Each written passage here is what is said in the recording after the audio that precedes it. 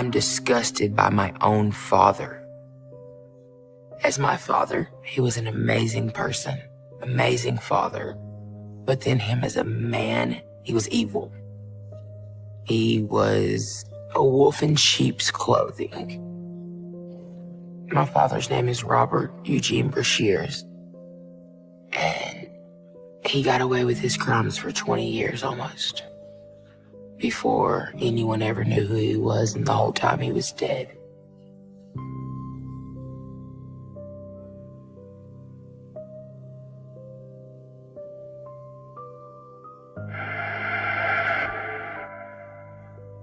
My whole life I thought I had done something wrong. And I didn't. It was him. It was him.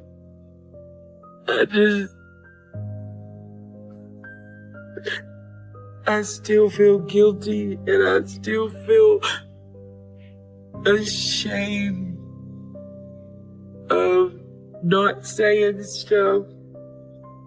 I wish I was older at that time so that I would have been able to understand everything that was going on. People would have gotten justice. They got the answers they needed, but they don't get justice. And that's wrong. When I was 5 years old, me, my mother, and my 2 older sisters lived in Huntsville, Alabama. And I thought at the time my older sister's dad was my dad. Until the day Robert Eugene Brashears pulled in my driveway.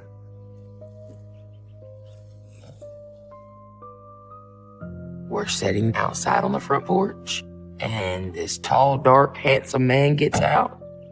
And he says, "Hey, Deborah Kay, I'm your father." Deborah Kay! You've gotten so big. I asked my mother, and my mother said, "Yes, that is your real father." He come over and hugged me, and we talked a little bit. My mother was explaining everything to me and was saying that he was away working, and that's why he wasn't around, and that they were getting back together.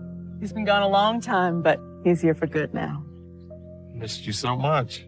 I never wondered where he was the whole time, but he had been in prison over gun charges. My father was very charming, very good looking. When my father come into my life, we went on family trips. We had everything we ever needed and wanted. And I had never had that before. I went from being a mama's girl to straight to a daddy's girl within a couple of months of meeting him because of the way he was. He was just so loving and so caring. Are you really here to stay? That's right. You want to come see my room? You bet I do. Let's go. When my mom and dad got back together, they decided to move us to Arkansas. Life was amazing in Arkansas. For the first year, everything seemed perfect. It was the American dream. And then it went to the American Horror Story.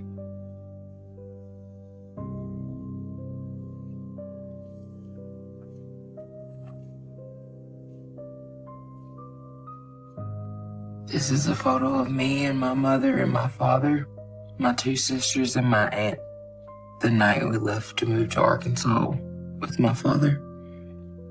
This is a picture that I'll never hang up in my house, that I don't want my children to see.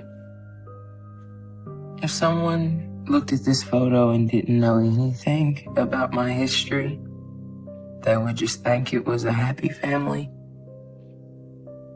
And you'd never know the man that was in this photo was so evil and had killed so many people. When I first looked at it, I just covered his face because looking at his face makes me doubt myself because I love a man that's a serial killer.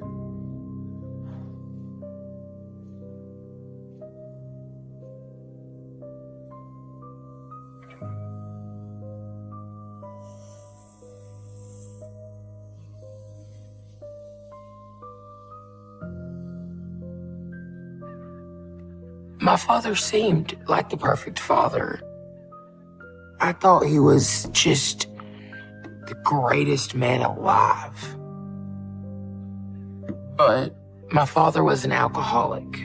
And he would say, let's go to the liquor store. Don't tell your mama, though. Hey, kiddo. It was a secret that we kept from my mother. It didn't seem very harmful to not tell her. Hey, you want to go for a ride with me? Okay. Yeah? But hey, don't say nothing. I remember one day, my mother was off work. We're getting in the van with my father, and she comes running out of the house. Hey! Where the hell do you think you're going? And she screams, "You are not taking my effing kids to the damn liquor store," was her exact words. She said, "Get my kids out of that car right now." You get that kid out of the car and you get back in the house Don't right tell me now. what I can't do. No, absolutely tell not. me You what are I not can't going do. to the car. He just gets out of the van, and they get into a fist fight. My father that day looked like a Tasmanian devil. Just, his hands were just swelling, just on her. I'd never seen my father look angry. Never. I was terrified because that's not the father that I knew. The next thing I know, she kicked him in between his legs and beat him up. He was begging her to stop. I'm not going to do this. These children will not be going through this. We come out here to have a better life, and my children will not see this anymore. We go to sleep that night and wake up to my father being there, apologizing and begging all of us to take him back. And that is the only time he ever put his hands on my mother.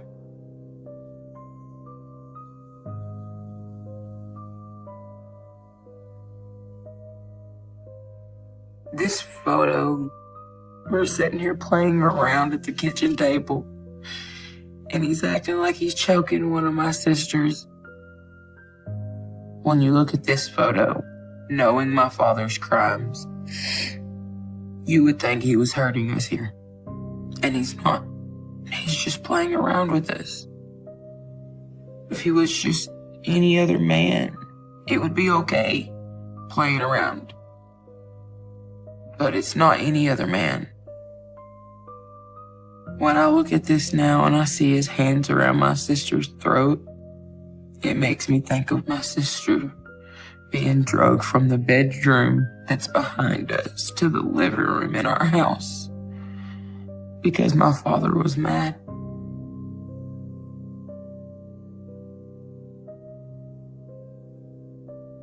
My father was a carpenter. He traveled a lot for work, but I'm not sure what all work he was doing when he traveled. One time my father went away for a one-day job and come back, and he seemed very different. He would get angry very, very easily, and none of us knew why.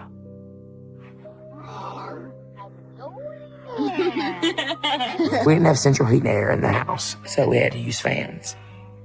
We were just laying in front of the fan and we were talking. You know, when you're talking in front of a fan, it makes the fan noise, and we're being too loud, and it pissed him off. He was mad. What is going on in here? He went into a violent rage. You know, "I done told you to shut up." And he started to walk away, and my sister said something. Jeez, relax.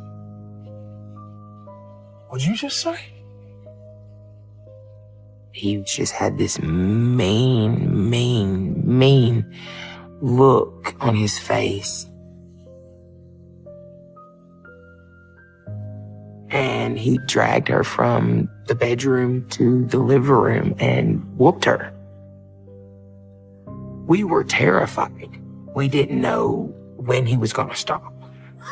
And hearing her scream and holler and watching her try and kick him away, I can see it so vividly.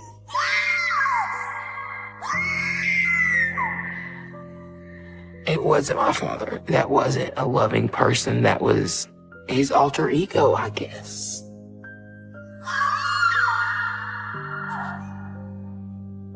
Looking back, knowing what I know now, it was around the time that he had committed murder.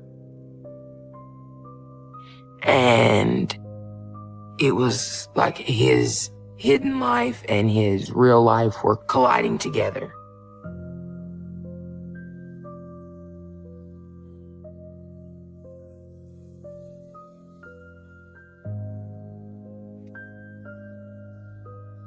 His attitude and his behavior just completely changed. My father seemed very paranoid. He was not himself at all.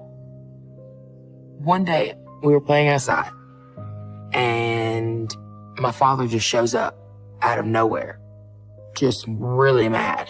Not ever going back there. Calm down. Well, you don't understand. I'm not going back to that place. He's screaming and hollering at my mother he's not going to go back to prison. He'll kill himself first.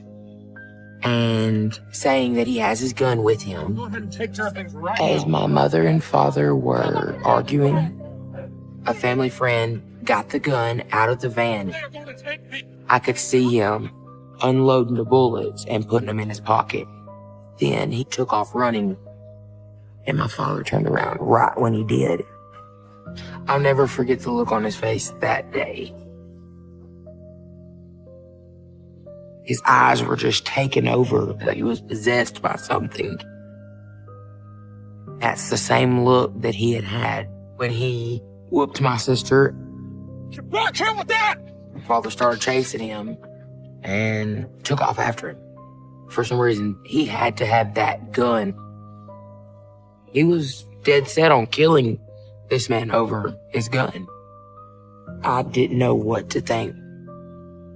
Looking back now, the gun that the man took from my father could have been one of the guns he used at one of his crime scenes. And my father wanted the gun back so badly because he was afraid if it got into the wrong hands, it would connect him to the crimes that he had committed. I can feel in my heart that that gun was connected to some crime somewhere.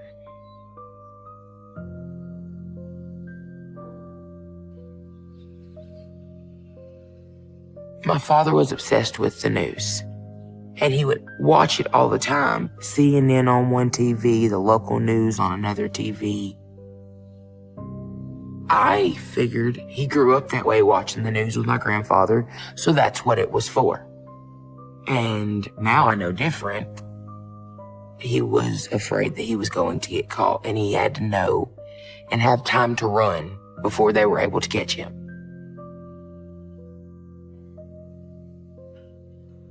One day we're sitting there watching the news in the living room as a family. This crime comes across of a woman and a child being killed very close to home. Oh my God, this is horrible. He went in the house, bound and gagged the mother and daughter, raped the daughter, and killed both of the mother and daughter. Hey, Robert, this is just a few blocks away from here.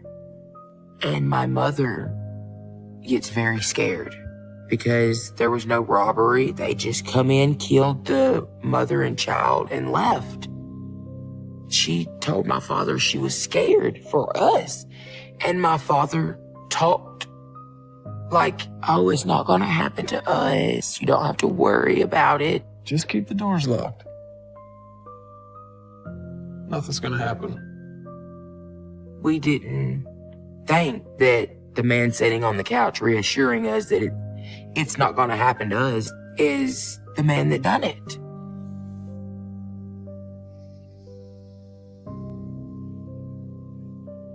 My father knew it was him they were looking for, and he never freaked out. You would think if your own sketch come across the screen and your own crime did, that you would freak out, and he didn't. And the sketch come on the screen and everything. We looked at the sketch and we never thought ever in a million years it was my father.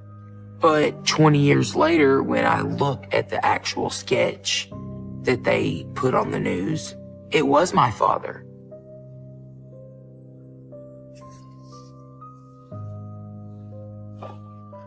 They look nothing alike. At all, nothing alike. So, you would have never thought this man was this man. But that was the same person. And this is the same person. And this is the same person. This is the same person too. But they look nothing like him. He put a wig on every time he done something.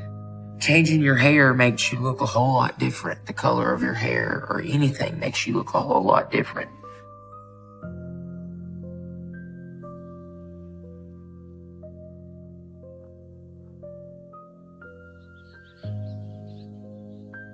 One day, we had to take my aunt to the Greyhound bus stop in Memphis, Tennessee, to catch a bus back to Alabama. And we pull in, my mother and my aunt get out of the van and go inside to get her bus ticket. As we're sitting there, police surround the entire bus stop. Oh, Christ. What the hell is all this? And my father starts freaking out. The police are behind our van, beside our van, everywhere. He looks distraught. He's looking left, right, up and down. And he took his glasses off and he took his hat off and threw them on the dashboard. Hey, sit still. Be quiet. He got stern with us. He was like, y'all just shut up now. Just shut up and don't say nothing. Look in the rearview mirror, looking in the side mirrors, over and over and over again. And just sweating and just tensed up. And you could tell he just did not know what to do. I wondered, what are you afraid of? Why are you acting like this? But I knew better than to ask that question. What the hell's taking him so long? Looking back now, I think my father took his sunglasses and hat off because he didn't want them to look at him and think, oh, well, this is a sketch of a man that raped a 14-year-old girl. All right, I got our ticket. Well, hurry up. Let's go. My mother, come and get in the van. He's like, we gotta go, we gotta go. Let's go. What's wrong? I don't know what the hell all this is, but I don't want to be here for it. Later on, they find out that it was a prostitution sting at the bus station. It scared him. He was terrified. He thought he was going down. Then, I don't know if my father had a gun on him that day or not. I don't know what would happen if the police would have come up to the door and said, excuse me, Mr. Shears, I'm gonna need for you to step out. No one knows. But it terrifies me now, thinking about what would have happened.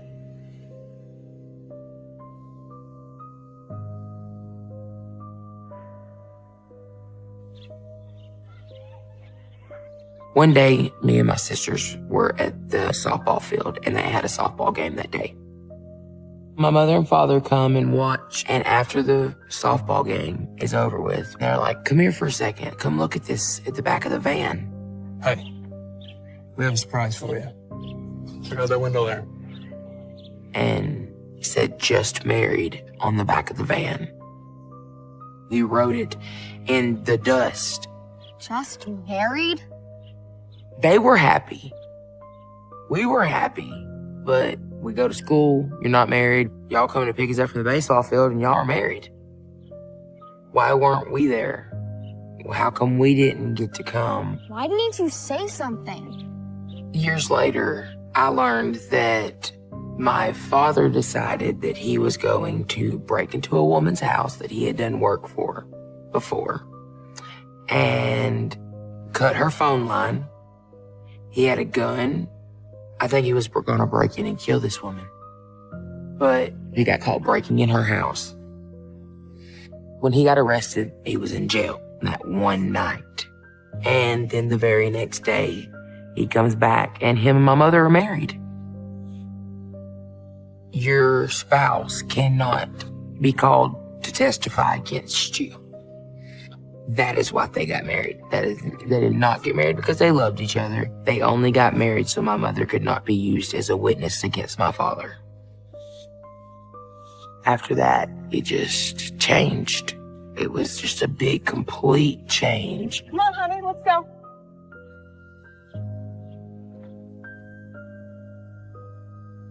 One day, my father was around, loving, caring, and then the next day, my father's gone, and I'm told he's on the run. His court date was coming up on his gun charges, and he was afraid of the police, and he was trying to make sure they didn't find out who he was. They didn't know that my father was a killer. My mother told me that your daddy had done a bad thing, and he didn't go to court for it, so now he is on the run. She thought it was just a simple gun charge, not knowing he'd done a lot more than that. Whenever we could see my father, she would make sure we got to see him. One day my mother said, "We're gonna go pick up your daddy." And I'm like, okay. But we knew that he couldn't be seen. So we went and bought a rug, and he was sitting in the back seat.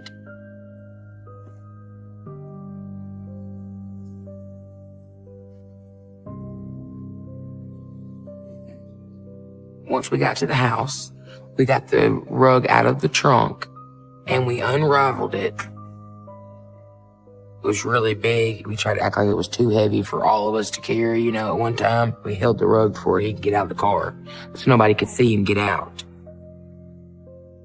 We're all acting like we're struggling to bring this rug in the house, and really my father's crouched down in the middle of the rug as we're, walking the rug into the house.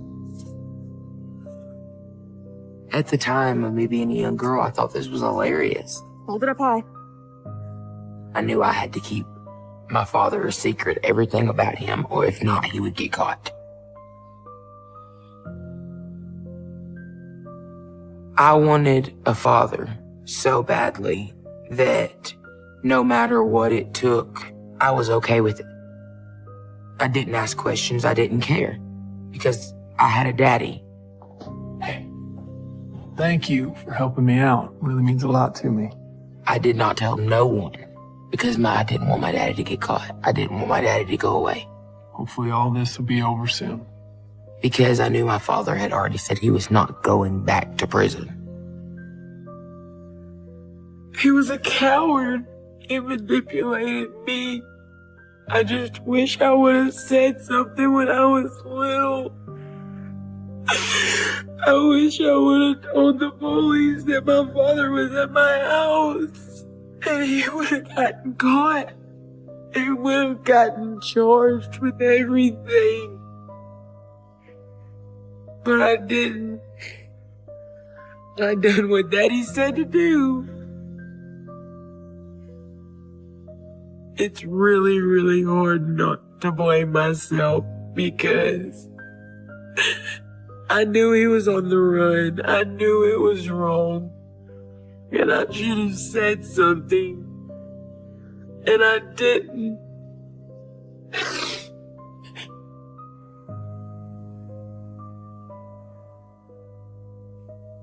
It was like it was back to the American dream for a couple of days. And then he was gone. The next time we went and seen him was when we went to Kennett, Missouri. My mother got a calling card in the mail and a number to call. And she called it, and my father said that he had a hotel in Kennett, Missouri, and he wanted us to come up.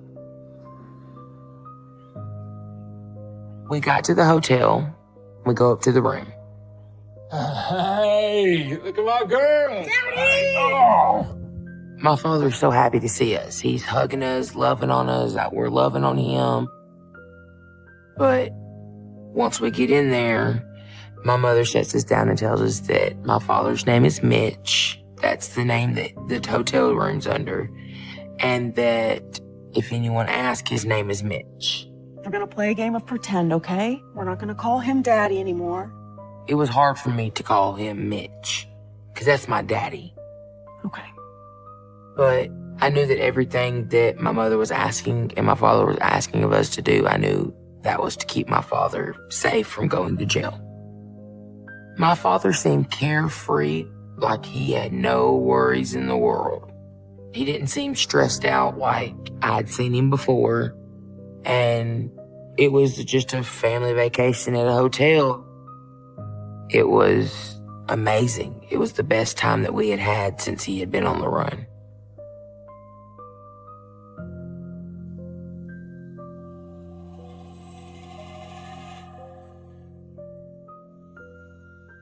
Before we left the hotel that night to go out to eat, he went into the bathroom and come back out with some sandy color hair. It was a wig. Okay. Everyone ready? And then he had sunglasses and a hat on. I knew why he had to do that. Because he was on the run and the police wouldn't be able to notice who he was. Tell you what, on the way back, we'll stop, pick you up something special. He looked just like a normal guy, just with different color hair. After he put his disguise on and we went out to eat and went shopping, he took us to Walmart. I got a doodle bear. And I wrote, "I love Daddy" all over it. This is the doodle bear. The toy that I bought when we went shopping. And I wrote, "I love my daddy" all over it. We wrote little messages on there to each other. I wrote it on one arm and he wrote back on the other one, "I love you so much too, darling," and handed it back to me. That night we wrote stuff back and forth to each other. I went to sleep cuddling that bear that night and woke up to police everywhere.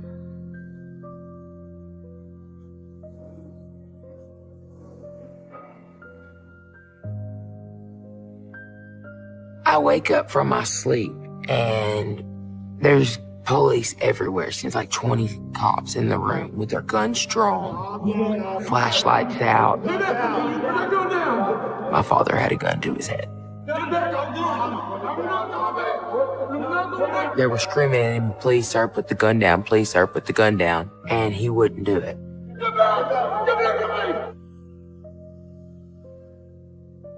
Get back! Calm down. Get back! Sir, put it down. Get any closer, I will do it. My father did not know why the police were there. Back! Get back from me! I thought that they showed up because of me. Maybe because I called him Daddy, because I couldn't call him Mitch. That was my daddy. It was hard to call him another name. Later, I learned the reason the police showed up was because they were just looking into a stolen license plate. They did not know he had committed any crimes at all, but he thought that he was caught over everything. My father looked scared. He looked terrified, like a dog cowered in a corner where you're about to whoop them. You know, they know that look on, like, which exit can I get out of? And there was no way for him to exit. He knew how that night was going to end. Don't point that at him. Leave him alone. My sister jumps up, throws her arms out. "You're not going to shoot my daddy." And then they escort us out of the room. He didn't want to let us go. Because I knew, my sisters knew, and my mother knew. The moment we walked out of that room, that was the last time we'd ever see him alive. We're sitting at the end of the hallway, and I'm in shock. I can't believe that I just woke up to all these police officers, my mother screaming and hollering not to look at what's going on behind me. I'm thinking maybe this is a dream. Maybe this isn't going on. They were trying to talk him down to where he didn't shoot himself. They were trying to stop it. But they couldn't.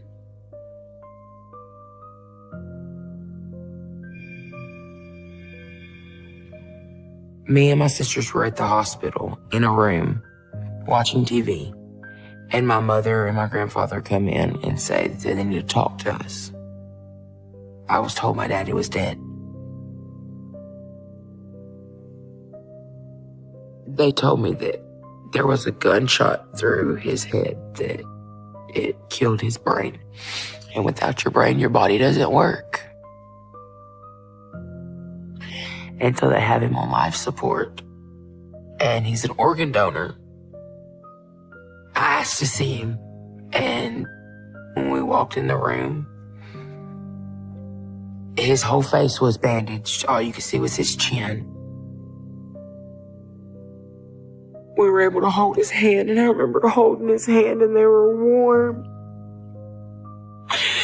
And I kept asking, how is he dead if he's warm?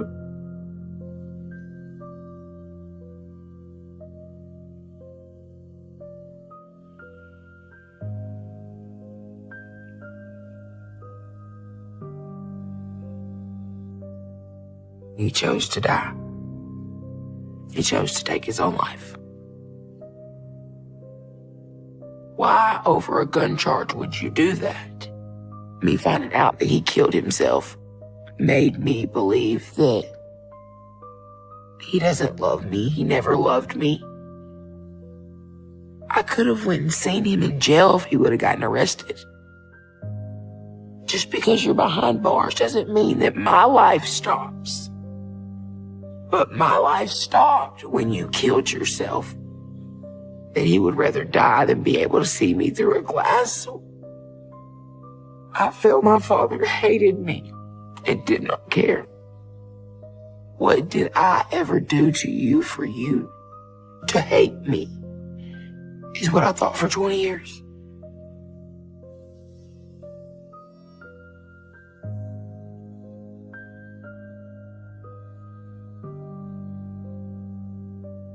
I learned all the details of what my father had done in September of 2018.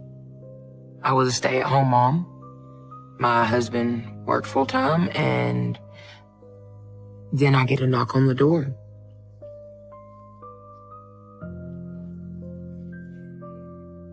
Hi, ma'am. We're investigating a series of homicides locally. This is about my dad, isn't it? It was an instant gut feeling that I knew. And that's when they told me that my father was a serial killer.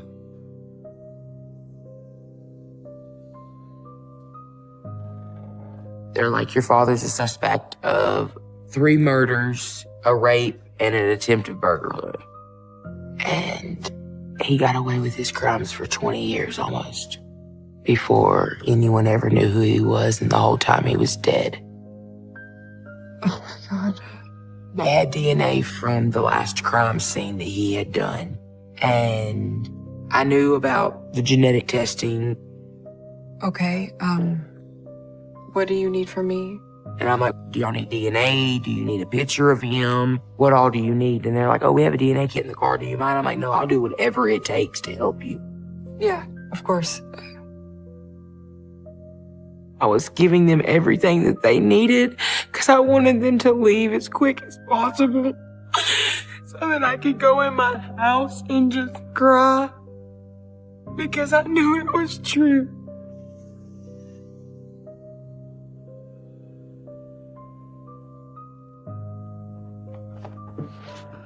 The detectives leave, and I just search and search and search and search and search.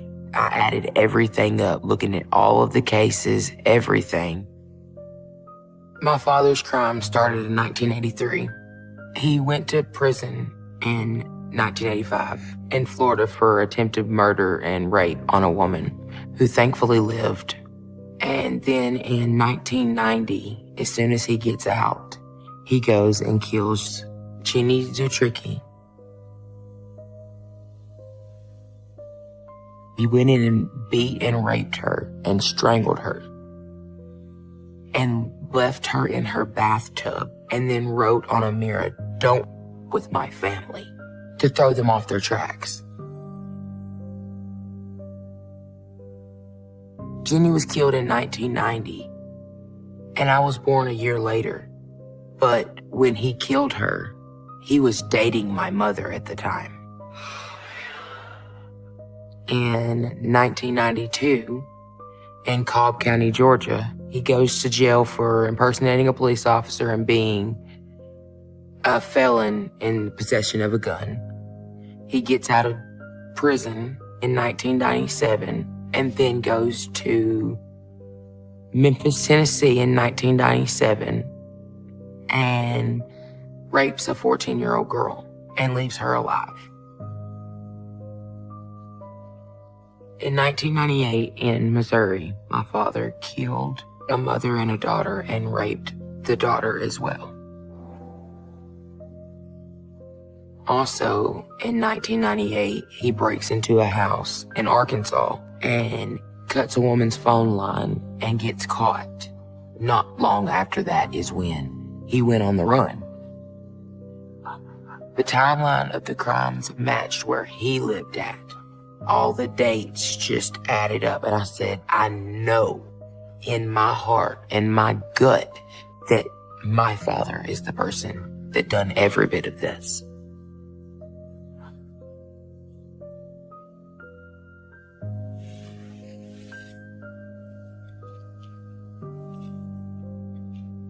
This is Jenny Zuchecki. This is the article of the cold case. The way he hurt her and strangled her. And then you look at our family photo and you think of him putting his hand around my sister's neck. When I see that photo, I think of this innocent woman who didn't deserve anything done to her. She never had a chance to become a wife, a mother, anything.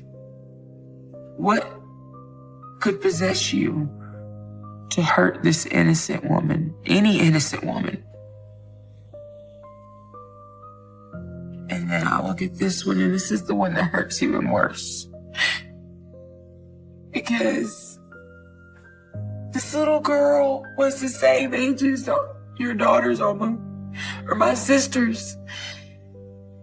And this wife, you had one of your own. Did you not think about their family and what would happen to their family when they found them the way they did? But you didn't care.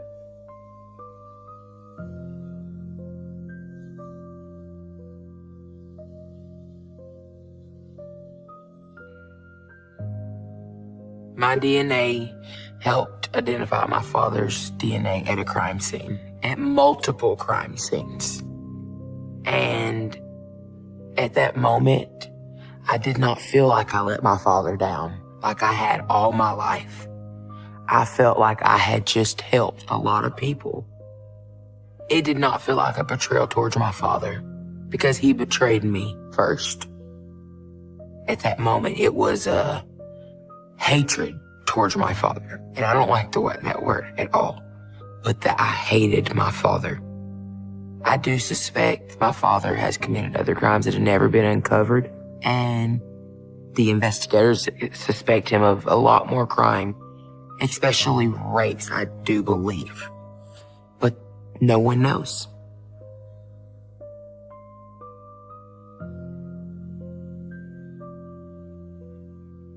This news killed my mother.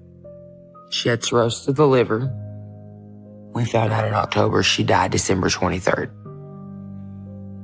She felt guilty because she could have turned her husband in, but she chose not to because she thought it was just a simple gun charge. She could have saved lives. She gave up. She didn't want to be here anymore. She didn't want people looking at her and questioning her of how could you have a serial killer as a husband and not know it. I just want my mama so bad.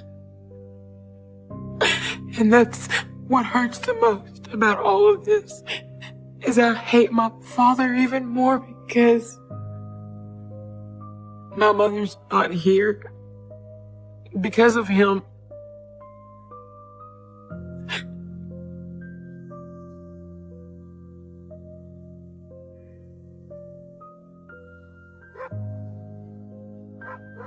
A knock at my door turned my life upside down, and I've been trying to cope with this ever since, and every day it's a struggle. I have no idea what it'll take for me to heal from this. I really don't know. I went from being Robert Eugene Brashears' daughter to being the daughter of an American serial killer and rapist. How do you turn off the love for someone that's a serial killer? But half of your genes, half of my genes come from him. And how can I say I love this man? No matter what I do, no matter how hard I try, I can never run away from this because it's always on my mind. I know the truth and it's not my fault, but I still fight with it every day. And I want one day to be able to wake up and not remember that I'm the daughter of a serial killer.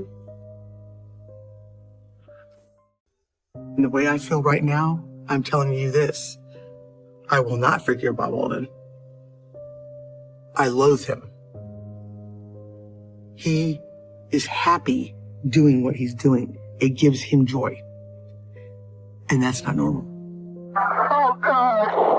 Okay, we're getting upstairs on the way up there, okay? Oh, my God. Oh, my God. There was a bulletin board, and there was a composite drawing of a man.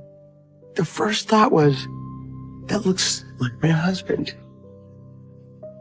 And I was sleeping with that person every night in the same bed.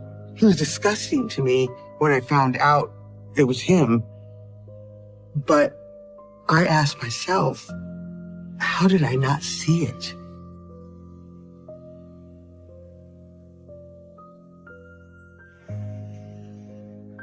I had secrets that I didn't want anyone to hear because I was embarrassed and ashamed. But today, my secrets will be told because I want to feel like I can live again. This has been heavy for almost 30 years. And I feel like he ruined my life. But I'm here and I'm living and I will stand tall. I'm telling the world I did not know that he was doing those things. I'm not asking for sympathy. I'm just saying, please understand me. And I've never shared that with anyone, ever. But today I will. This is a picture of me at 15 years old with my son Andrew, right before I met Bob. I got pregnant the first time I ever did anything. Didn't even know what I was doing, really. When I looked at him every day, my son, I loved him so much that I wanted to give him that American dream, so to speak. I wanted him to have a mom and a dad and a house and all the things that he was supposed to have. Bob was 21 when I met him. I lived with my mother, and I had 3 sisters and 1 brother. I was walking to our mailbox, and he lived with his parents in just the next building over. And I was walking by, and I had my little baby with me, and he came out and started talking to me. He's adorable. What's his name? Andrew. He was in the Air Force, so I felt like he has to be a good guy. Hi, Andrew. And he was real nice to Andrew, I noticed. He was handsome, just so outgoing, friendly, and joking, and it really drew me in. You have a very pretty mommy. I was honored. He was showing me attention and even considering me having a child out of wedlock and wanting to go on a date with me.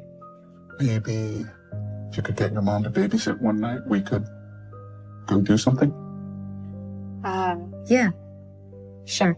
That'd be great. I was really excited about it, and couldn't wait to see him the next time. I daydreamed about having him as a father for my son and a husband for myself. And then I fell in love with him. Looking back, I think he was a wolf in sheep's clothing. I do believe that I was singled out because I was a young girl that knew nothing about anything.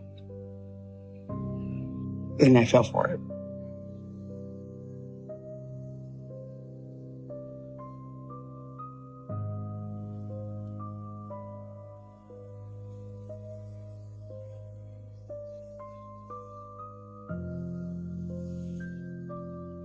My mom didn't like him from the very beginning. One day, my mom caught me talking to Bob, Kathy, what are you doing out here? and she said, "What are you doing?" I said, "Well, Mom, I want to introduce you to Bob Walden. He moved here from Chicago, and his parents live here." She's like, "Yeah, nice to meet you." And she looked at him, and he just looked at her, and she said, "Aren't you in your 20s?" She's a little young for you, don't you think? Mom? He said, "I'm 21. My mom said, "Yes, and my daughter's 16. She said, "Stay away from her." It's all right. Need to get going anyways.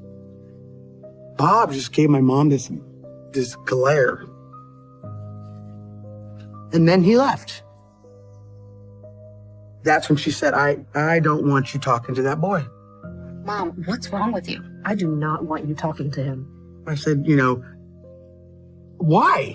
He's a nice person. He's a good man.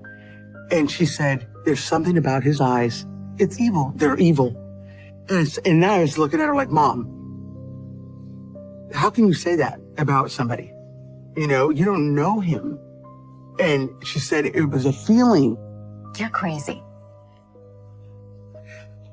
I know what she means now because I saw it later on. But then I was just,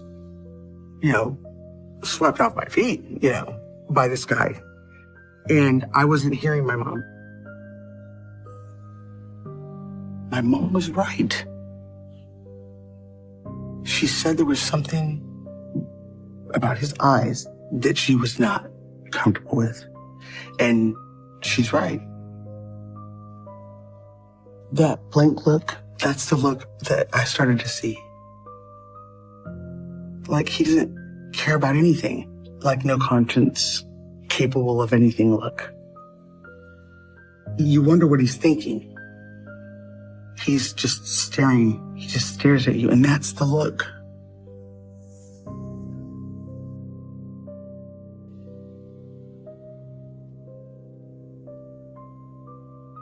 We dated secretly for 6 months.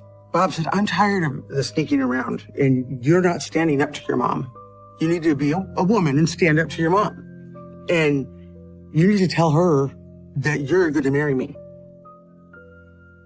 And I was like, what? And he's like, will you marry me? What Bob told me is, when we're married, you don't have to listen to your mom anymore. You will listen to me. We'll be a family, and we can be together all the time. And that sounded great. Looking back, I know what was going on. He was manipulating me and turning me against my family. I was married to Robert Walden when I was only 16. My aunt talked my mom into letting me get married. The wedding day was so exciting. I felt like a princess. It was the fairy tale wedding that I always wanted. This is of me and Bob kissing at our wedding. I was so happy. I thought I was in love the way a 16-year-old girl would be in love. With everything that I know today, when I see this picture now, I don't like it because of what I know about him and what he is. It makes me angry. And I hate that I'm kissing him. when I see it today. I hate that.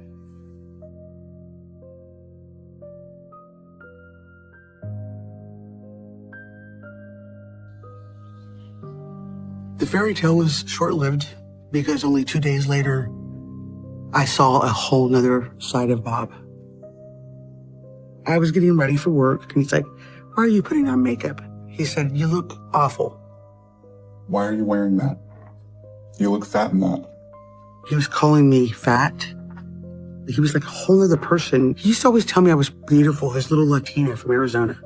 So I was like, but I'm not any different than I was when you met me. This is how I always look. Why?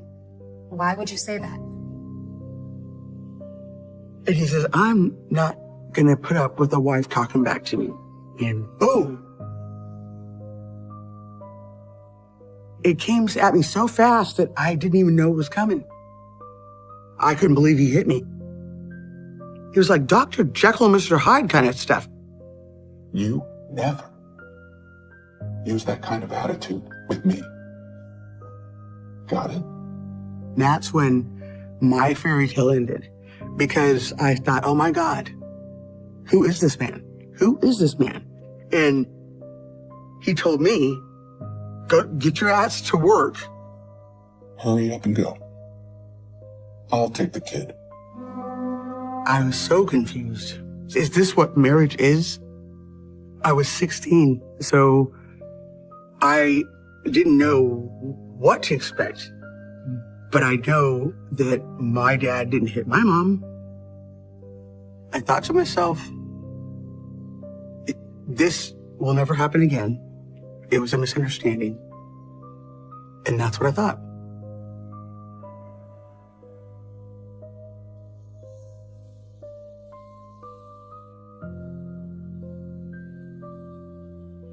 Soon after we were married, I noticed a whole nother side of him. He wasn't that happy, smiley, fun guy that I craved to be around. Little things would set him off. Thank you. One day, I made Bob soup when he came home, and I made his soup too hot. What the hell is wrong with you? And he threw it up against the wall.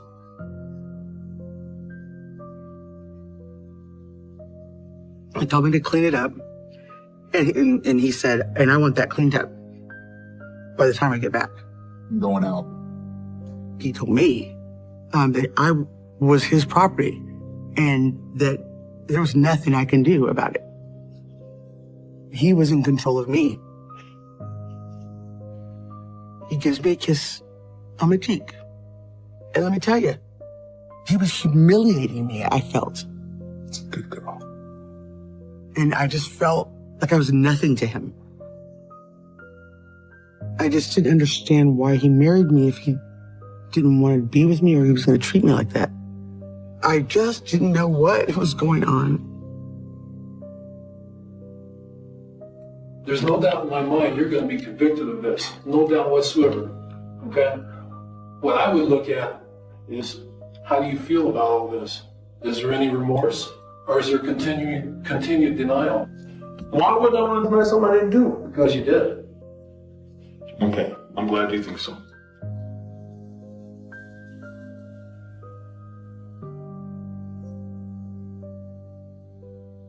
He was very sexually active, and I didn't like him to touch me anymore. And it was because he was getting real rough with me. He would say dirty things, horrible talk, like I was a prostitute or something, making me feel like I'm defiled. I'm humiliated. You're a dirty girl, aren't you? And he would ask me if I liked it. It totally just made me think, oh my God, he is disgusting. Please, not tonight. It was so different from what I experienced in the beginning. I was forced to do it. I didn't have a choice. Come on. Now. to be forced to do things you don't want to do and you know are wrong, or they hurt, or things like that. Your whole being as a person just goes away.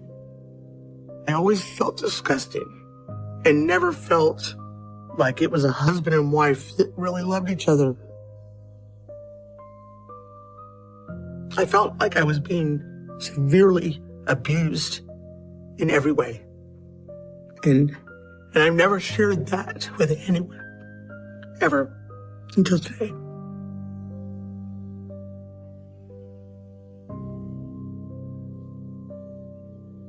I wanted to be loved so bad.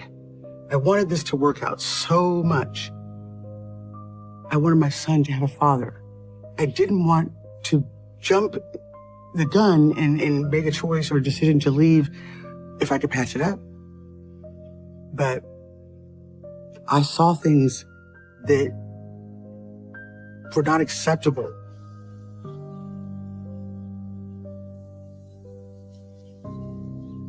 He would say things like, I think I'm going to go ask your little sister if she wants to take a ride on the motorcycle with me. Well, if you won't ride with me, maybe she will. Bob would tell her that she was pretty and stuff. And then he would tell me, you know, your sister's, she's 14. He'd say, God, she looks so much older. And that kind of stuff like that, I'd be really upset. You know she's barely in her teens, right? My heart would just start pounding. I didn't trust him. I worried about him hurting her or forcing himself on her. I was terrified for my sister. So I told my sister, don't ever go anywhere with him. Don't. And my sister agreed.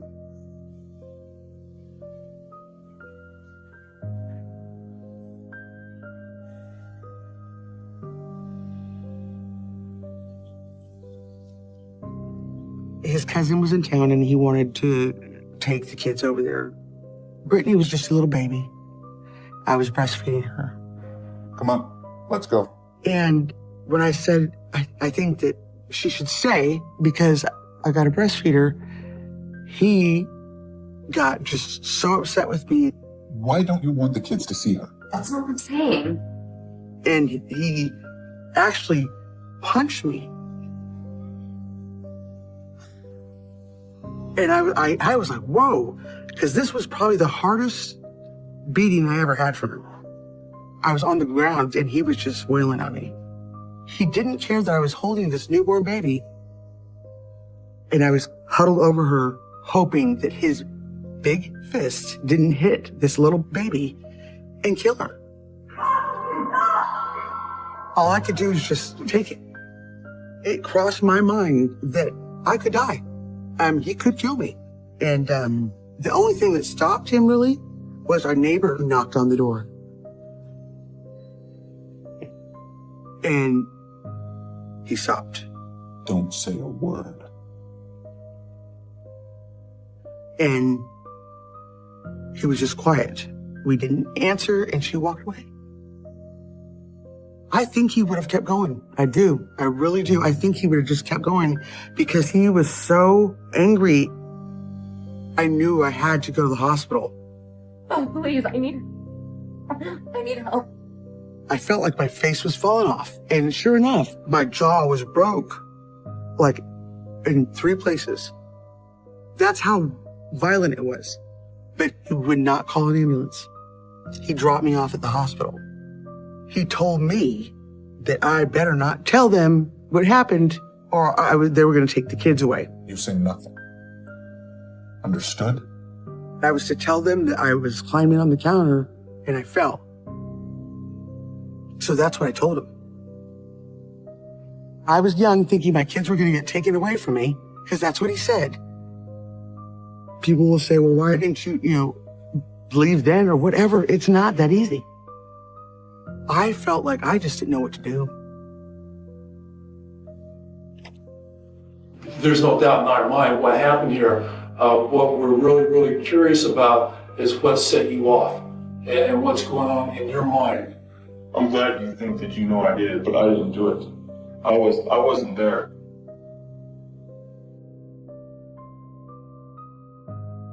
This picture is of Bob and me at the pool. During this time, I hid behind my smiles. So what you're seeing might look like a happy girl, but I was not happy at that time. He would look at women all the time. I no longer felt special, thinking that they were having an affair or something. But when he came back, he was fine. He was smiley and acted like nothing. So I calmed down a little bit, but the thought was always there. The next time I saw her, she was in the corner of the pool on the weekends. And this particular day, this woman that lived in the same complex, she makes a comment to me about the way I looked, what I was wearing, and being big and pregnant. I was very hurt by it. Do you believe her? Well, she gets up and courtroom. She was one of the victims that survived her attack. And I recognized her right away. She said she was at the pool and she had left. And it was shortly after that, someone came up behind her. And he used a cord off of her curling iron to strangle her. What I realized is that she had nothing to do with Bob. She didn't even know who he was. When he followed her that day, he got a job with a pest control company. He would go home to home doing inspections for termites. I just got home from work and there was a knock. Opened the door and he asked if he could check my pipes and I said, well, what's the matter? He said the pipes have been leaking. If you're doing a termite inspection, a lot of the times the guys had to go under the house. And on occasions, the guys would get scraped up and stuff like that. But that day at the pool takes me back to wonder, was this a time that something happened bad to someone?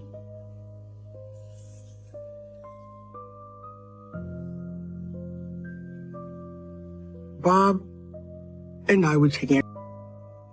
She met him in the worst way.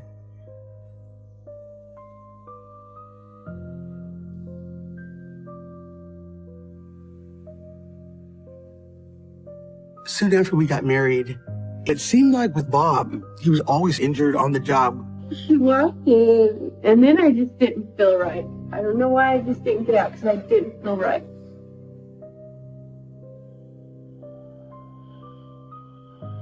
He would come home with scratches, like down his back, and he had cuts on his hand. And I started to walk towards the door and he grabbed me from behind, put his hand on my mouth.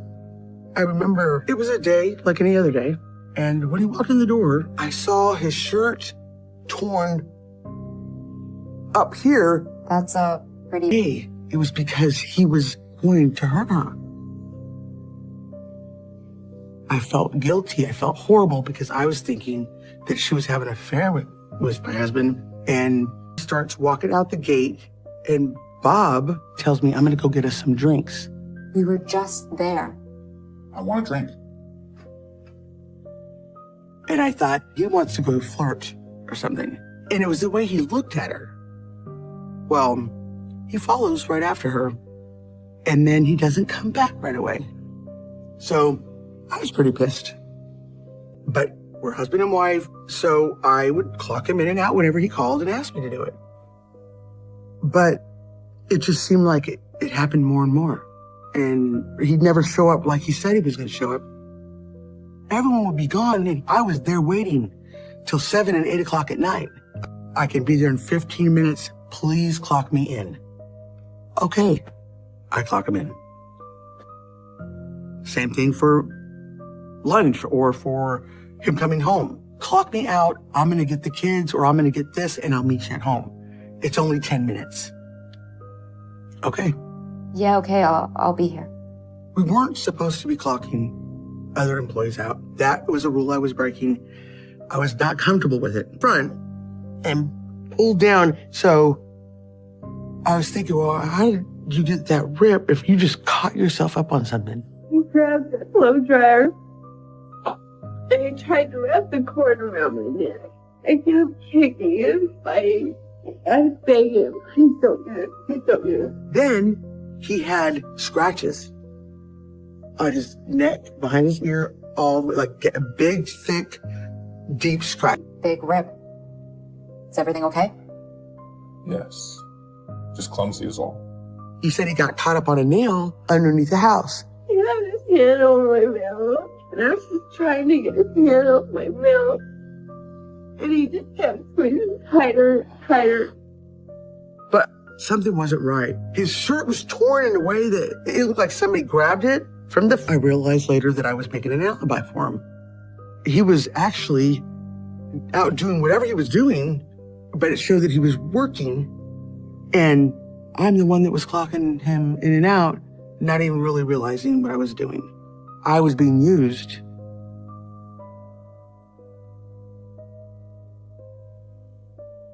Am I going to fix it? I can keep saying it over and over again that I didn't do it. You're going to keep saying I did. That's right, because we don't believe you. Right? I know you don't believe me. Fingerprints don't lie, Mom.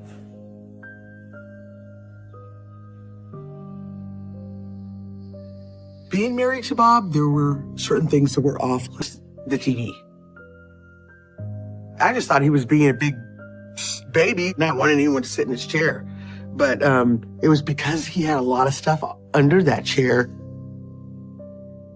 when he was arrested. They found things he had hidden that I didn't even know. An assortment of knives, a few pair. I'm gonna kill you. I'm gonna kill you. I didn't say anything because I didn't want to fight or argument, but after the fact, it was shared with me that those were wounds that he got from his victims that were fighting for their lives. Just hearing that, it just makes you sick. He was looking for a way to get away, but he was too strong. What's that on your neck? I scratched myself under the house. Just drop it. I was trying to puzzle it together, and figure it out. I was screaming, and he just kept saying, you don't stop screaming. Stuff there.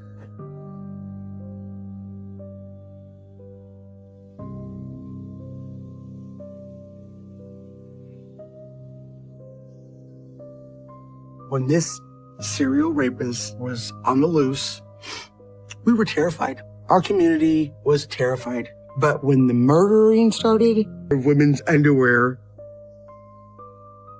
phone cords, like bundled up with zip ties on them, things that were really bizarre. It was all in the pouch of the recliner. He stored lights, ambulance, police officers. I walked towards the street because I want to know what's going on. Bob's walking towards the street too, and I'm saying, what happened? What's going on? What do you think that is? Must be something awful. He said something really bad's happened. Hello, this is the police. Listen to me, what's going on? I just came home from work and my wife is on the bedroom floor with blood on her face and a lap quarter. Okay, we're getting an officer right out there. You're on the phone with me, okay? He had the pizza box, and he's standing there holding a piece of pizza, and he's eating it, looking down at all the lights go on and everything, and he was just eating his pizza like normal. Just like that was even more scarier. This particular day, we were just getting home, and I was getting things out of the car. We had ordered a pizza, and there was so much going on our street. And one of them was his recliner. I wasn't to sit in it. I wasn't to mess with it. I wasn't to clean it, dust it off, nothing. The kids were not allowed to sit in it. I knew if he walked in and they were in his chair, and he was a murderer. I was really scared then. I remember pulling my clothes back out. I rushed home.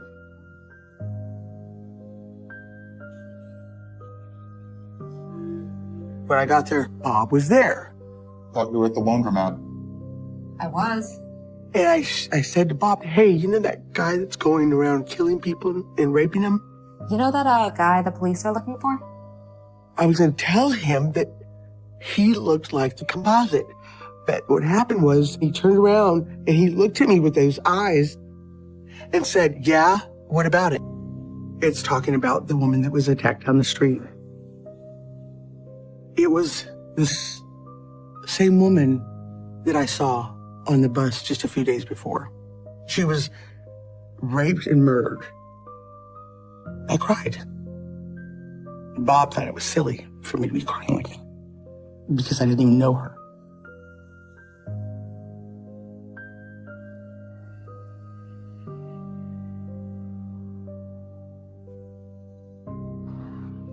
I went to the laundromat and I was carrying my laundry in and I set it down and there was a bulletin board. And there was a composite drawing of a man. And when I looked up, the first thought was, that looks like my husband. Identical eyes, the almond-shaped eyes, the everything. Bob had very distinctive features. It was Bob. And I just kept looking at it. And I just thought to myself, I don't know what to do. That's the composite drawing. It was like, have you seen this man wanted? And I saw it and I nothing. And we heard that there was a attack. I don't know if she's breathing or not. It looks like she was raped. She's in the bedroom, on the floor. There's blood all over. Oh, God. Oh, God. And when he did that with his eyes, he looked at me like he was going to kill me. It scared me to death. I knew to say something different. I said, it looks like the guy you work with. I said it real quick.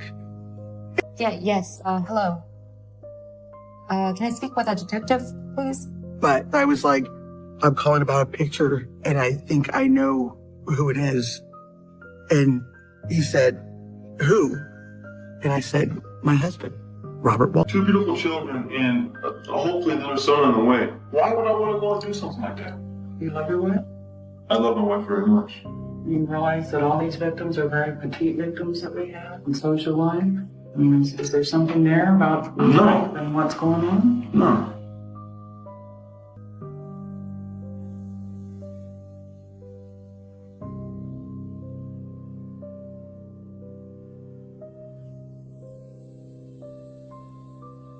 That night, I would not sleep with Bob.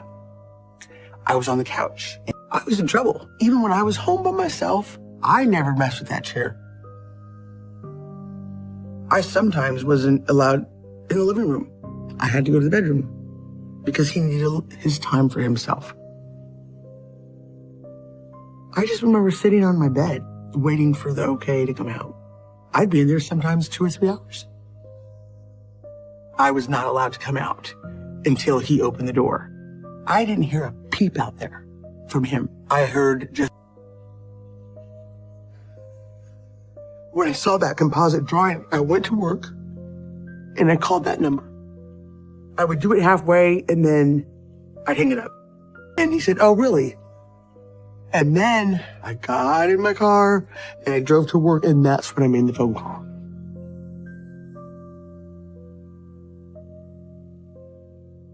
I have a beautiful wife. Why aren't they coming right now? I wanted them to come right now. If he found out that I was the one that turned him in, I believe it would have escalated to my own murder. And it's not that I didn't want to do it, I was nervous. My fear was, what if he finds out that I did this? And then I got the strength and courage, and I just dialed the whole number. And when they answered, I kind of froze up a little bit. I thought he was gonna kill me.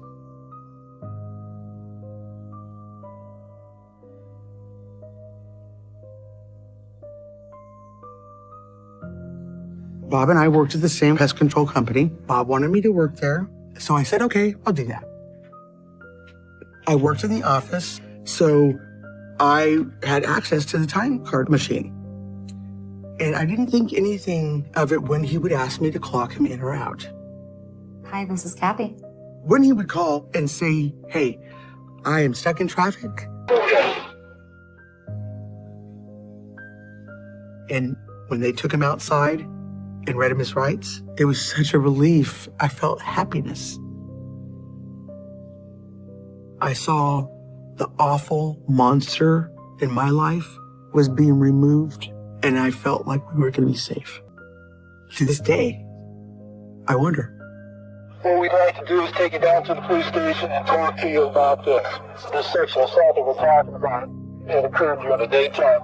So we'd like to ask you some questions about, your daily routine, where you go. I felt such a burden lifted. It was the best feeling I could have had, is him being taken in that police car. I didn't even say goodbye. I was so happy to be alone with my kids, because that was my freedom. And that was what I've been waiting for a long time. My memory is this. We had just gotten back from a movie. I didn't want to go because I was waiting for them to come. When we got in the door and everything, he called in. I gave him my address, and he said, someone will be contacting you, and they will get more information from you. Well, that didn't sit very well with me. You have to arrest him immediately. He was really mad that I was sleeping on the couch. I said it was because I was pregnant. That night, I would not lay in bed with him because of this. He goes to his recliner, and I have the two little ones, and I'm getting them in their pajamas for bed. And as I'm doing that, they kicked in our door. Hello, Mr. Manager? Yes, yes. Hi, can we speak to you for just a couple minutes? It happened so fast. And I looked over, and they had Bob down the floor. Put your hands up there. Come on. I just want to search you, make sure. I laid there. I cried because he was a murderer and a killer. And I have my two kids laying in their beds and wondering, are we going to be victims of something? If he could kill strangers, he can kill us too. We had neighbors coming outside because they heard it and they wanted to know what was going on. He was eating his pizza and he just was real calm, and he turns around and he's like, let's get inside. Pizza's getting cold. Oh, God. Okay, we're getting officers on the way out there, okay? Oh, my God. Oh, my God. 2 days later, news comes on, and the whole time. What this is regarding is a sexual assault. You've been identified as a person who was there, and you're being arrested for that sexual assault. I've always wondered if he knew that it was me that made that phone call. I don't remember if I slept or not, but I just remember crying a lot, quietly. But I felt like help wasn't far away because that man told me that they were going to be contacting me. All my faith was in the police department.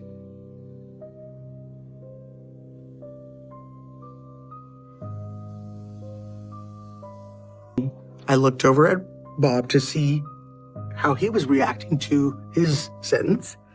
And when they said the death penalty, he was very calm and looking around like he didn't care. It didn't faze him. I would like to be there when they execute him. I would like to watch him take his last breath. I want to see that. And I will have my peace too.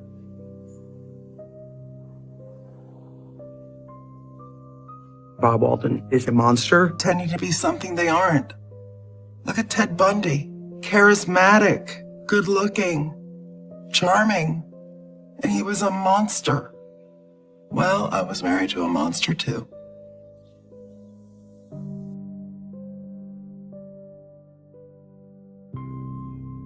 He was cruel, he was heinous, he was atrocious, he was evil incarnate.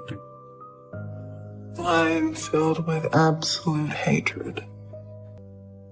Just the thought of knowing it was my husband, I asked myself, how did I not see it? I didn't know what a murderer looked like or acted like, but it was my husband. That's what a murderer is.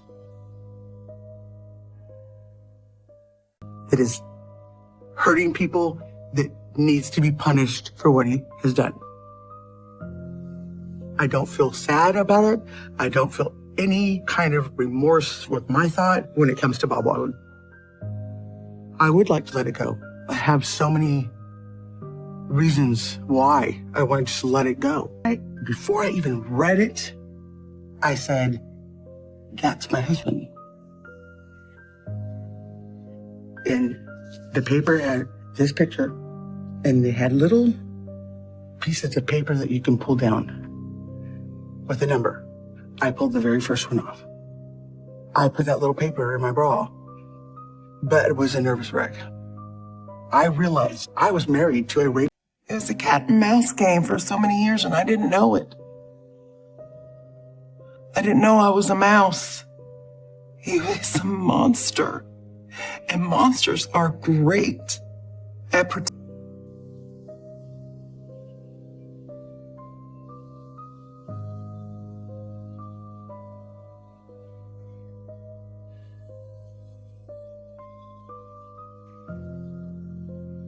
He and I became friends, and he would pick me up and take me to work.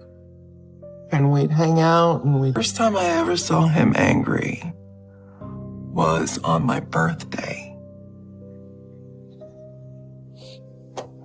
I was 18, and my friend Carl came to tell me happy birthday. You're going to play the game for life and death. We're just going to put you in the car. What's this to say? We'll be glad to let you know as soon as we put you in the car. When they were putting him in the police car with his handcuffs on, he stared at me and said nothing. It was a glare, and he did that birthday. Hey, Carl. Hey, how's it going, birthday girl? Good. Oh, thanks for stopping by. Of course.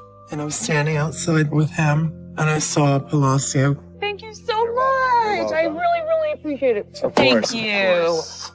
He saw Carl, and he got red-faced and clearly was livid. He had a look of rage. His hands were clenched. He glared at me like he was ready to kill somebody. I had never seen him angry before. Never. I can't express the hatred I feel. I'm glad that he's suffering where he is right now. Hope he's rotting in hell. I really do.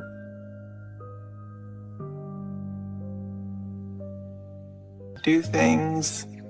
He seemed so sweet, and we were such good friends. And eventually he made it known that he wanted more than that. And I told him that I couldn't. I made it very clear to him that I only ever wanted to be friends. And he said, that's okay. That is the most shocking thing I've ever heard. I got to know him and thought that I knew who he was. But it turns out that was all a lie.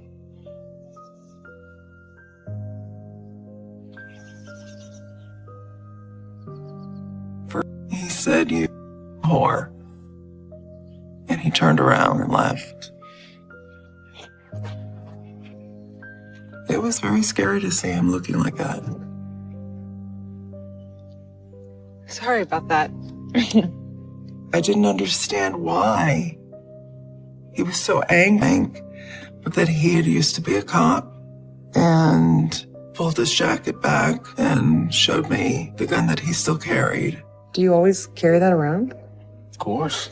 And he said, old habits die hard. He says I'm always armed. Can never be too careful, right? I guess I know who to call if I need protecting. here's this big husky guy who carries around a gun, and it made me feel safe. I wish I had known that he was going to be the one I needed to run from. When I met him, I was just turning 15, and he was 21 or 22. He was significantly older than I was. But when I was 15, I looked 23, 25. I got into nightclubs without being carded. Just didn't look my age at all. You were a cop? Yep. Used to work Miami Beach, but got laid off. We were talking, and I asked him what he did for a living. And he told me he did corporate security for Citibank. And so for me, it was probably one of the best days of my life.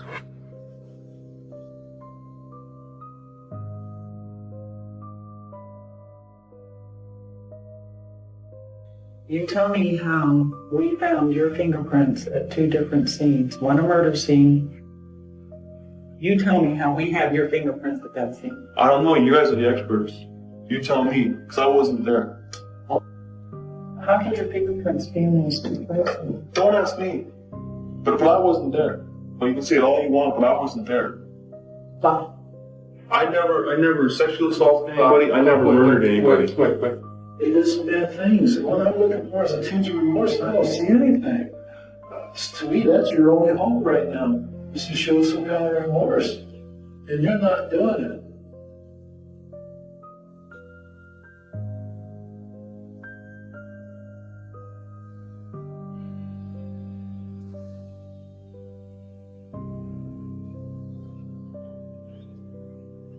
At the sentencing, And I didn't understand what he meant by let me take care of you. What does that mean? I have an idea. What's that? And he says, well, we'll get married. I'll put you on my insurance, and you'll be able to go to doctors and specialists and figure out what's wrong with Ray. Carl told me you don't want to be around this guy. He says this guy is not what you think he is. you're just saying that because you don't like him. And I looked at him and I said, I don't know why you're saying that, but he's never been anything but nice to me. And he said, just remember I warned you. He's crazy. He's not all there. I'm saying you should really be careful, okay?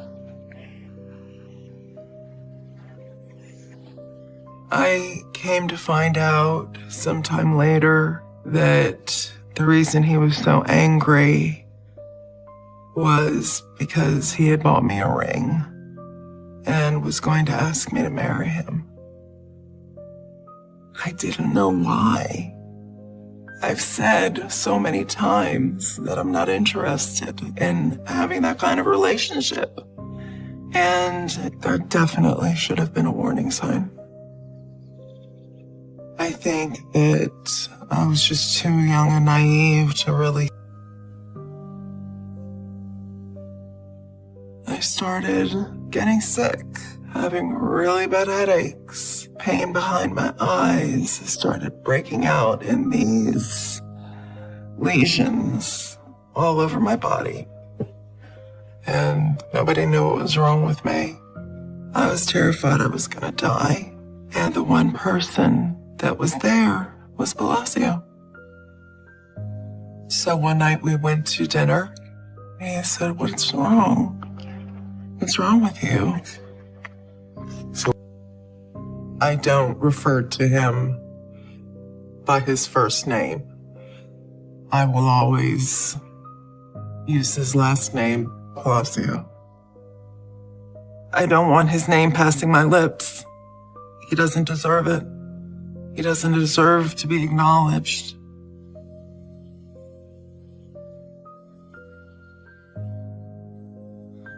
With you. I can't do that. Why not? It seems so cold to marry somebody for insurance. But here I am, sick and for all intents and purposes dying, as far as I knew. How long is he supposed to get better? What's going on? What did the doctor say? And I said, nobody knows what's wrong with me. I said, I've seen every doctor I can afford to see. I'm done. They don't know what it is. He wants to run more tests, but I can't afford it. He said, let me take care of you. That I felt protected. Please, let me do this for you. I told him if we got married, it would have to be name only. As long as we agree, it's just as friends. And he said, okay. He was okay with that. It would be a friend see. And should have listened to the warnings that people gave me.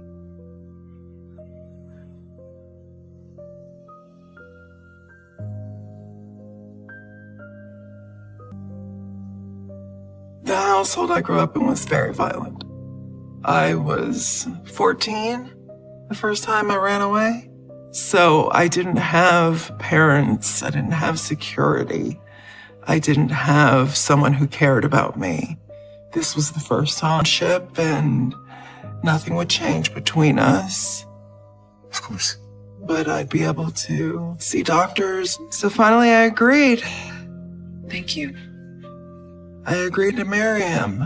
I felt tremendous gratitude. When I look back at it, I think to myself, those were signs. Those were big signs, and you ignored them. They were flashing red lights that you ignored. Gratitude that somebody cared enough to make such a life-altering decision to help me. But I was manipulated into being married.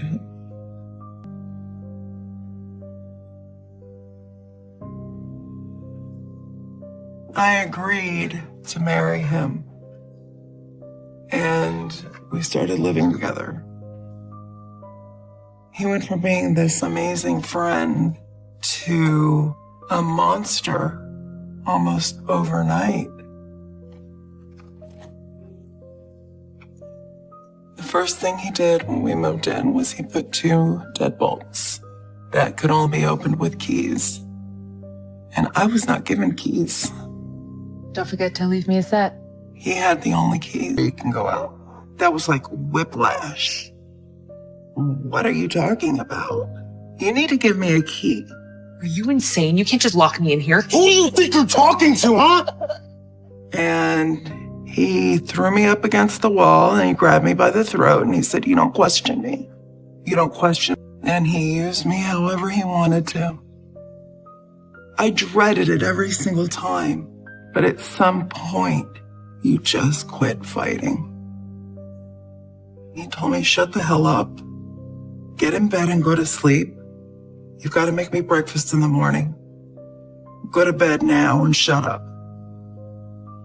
I kept thinking to myself, he's always watching. And if you get away from him, what do you do my decisions? He looked crazy. I was just horrified. Who is this person? And I kept saying, what is wrong with you? What's wrong with you? And he says, there's nothing wrong with me. You need to learn what the rules are and how to live by. You can have this back when I can trust you. And off he went to work and click, click went the locks. No phone, no way to get help, nothing. I was a prisoner. I was an absolute prisoner. And I just kept thinking back to that day on my birthday. And I kept thinking, oh my God. He made it clear that this was what was going to happen. That I was going to cook, I was going to clean, I was going to do his laundry, and I was going to have sex with him. And that was my role. I became a possession. He loved having that power. He loved control. He thrived on it. He needed it. It wasn't until I was basically blind that he let me. One wrong move, you say one wrong thing, I'm gonna kill your cat. And it'll be your fault. He went into the doctor's office, into the exam room. He knew his mere presence. I didn't make you a son. But then I can't get out. I know. I asked him, why are you locking me in? And he said, because I need to be able to trust you before you. And he said, I am the person I've always been. And I just couldn't believe it. Who the hell am I sitting next to right now? That's all I could think of. Go to a doctor. I was useless to him if I was blind. How could I iron shirts if I'm blind? How could I keep the house clean if I'm blind? He said to me, you make... And it's not true. It was not true.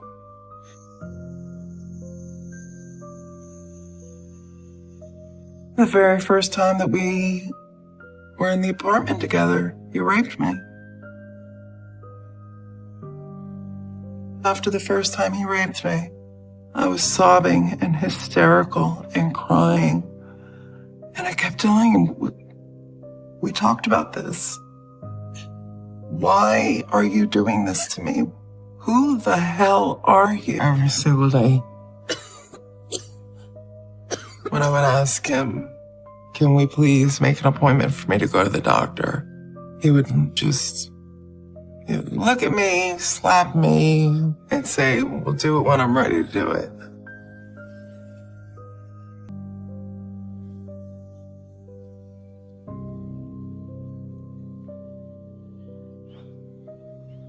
He always carried a gun. And it made him feel like a big man. Would make sure that I didn't say anything. All right, well, let's see if we can figure out what's going wrong with you today, all right? I was diagnosed with systemic lupus and fibromyalgia, on top of many other issues. Is there anything going on at home that might be causing any stress lately?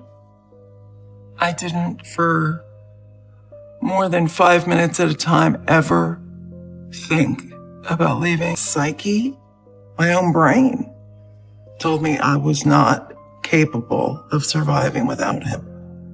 Hopefully in the next few days we can get an answer back to you, all right? Okay.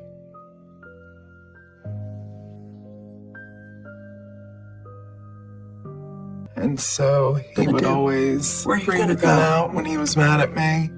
And he would start You're so cleaning sick it, you take barely it apart lift your and head clean above the it, and pillow just stare sometimes. at me. What are you gonna do?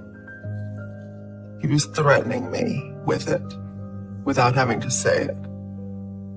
And then he'd put it back together and he'd say, put it right. I was warned. My health was deteriorating every day. I didn't listen. I was sicker.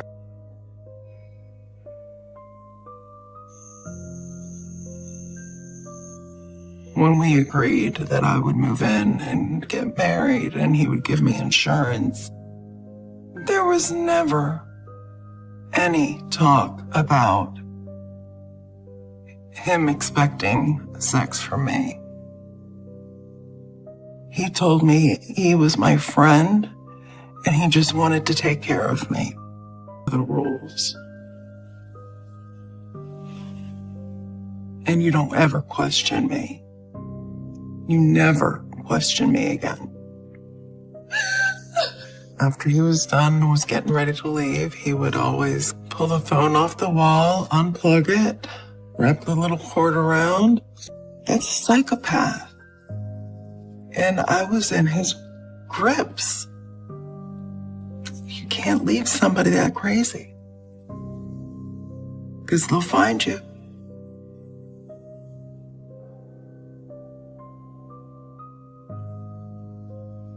I didn't want to be a captive anymore. I didn't want to live, but I didn't want to die. I was in limbo. right up to my face and say, look, doesn't it look nice? And he'd smirk. It terrified me. One time he came into the bedroom and raped me with the handle of a knife. Forgot how things work around here. And he said, don't you ever tell me I'm not doing the right thing for my children. And he took a big, heavy-duty hole puncher and he hit me right up here. And out I went. I was unconscious for a period of time. I don't know how long. When I woke up, medication is working. And slowly, I'm getting a little bit better, a little at a time. Once I started feeling better, I started feeling that urge to call somebody, to beg for help, to find a safe house, to do something. I knew I had to get out. I couldn't stay there anymore. I had to get out somehow. And as I'm thinking all this and thinking about, well, you can go live in a homeless shelter until you find a job, I found out I was pregnant. What am I going to do? I'm going to go back to not having insurance? How am I going to be treated for my medical conditions if I don't have insurance? No. There's no point of running because there's nowhere to go. I was trapped by my illnesses. I was trapped by my own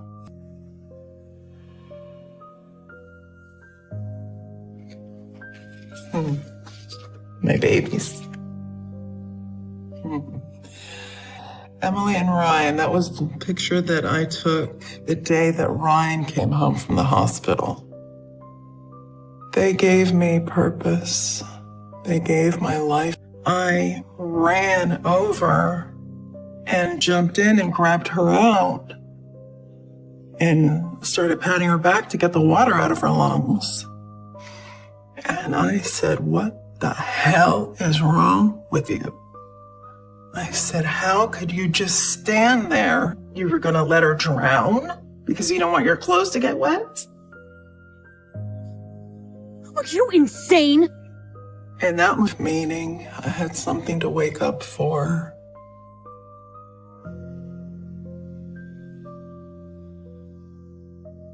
I was very fierce about protecting my children, and I didn't care what happened to me. My children gave me courage.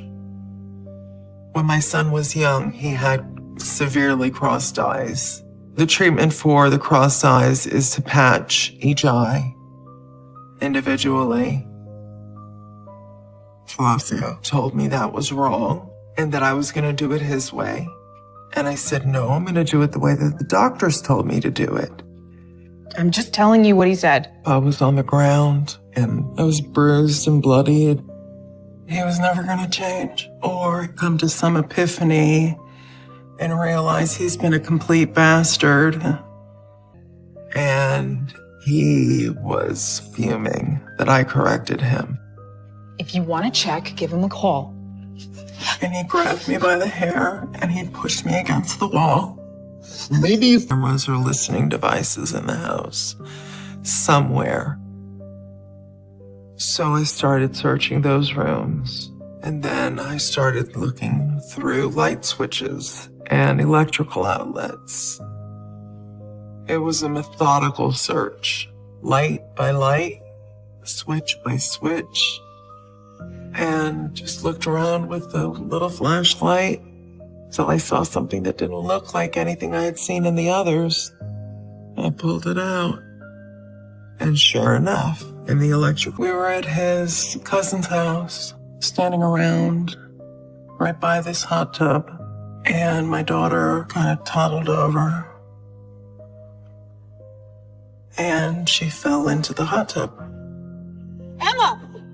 And I was on the other side of the pool. And he's just standing there staring down. She's sinking. She's reaching up like this.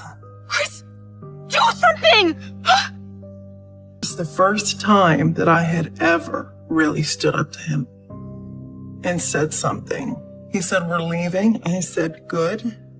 Let's go. He beat the hell out of me that night. But my daughter was alive, so it was worth it.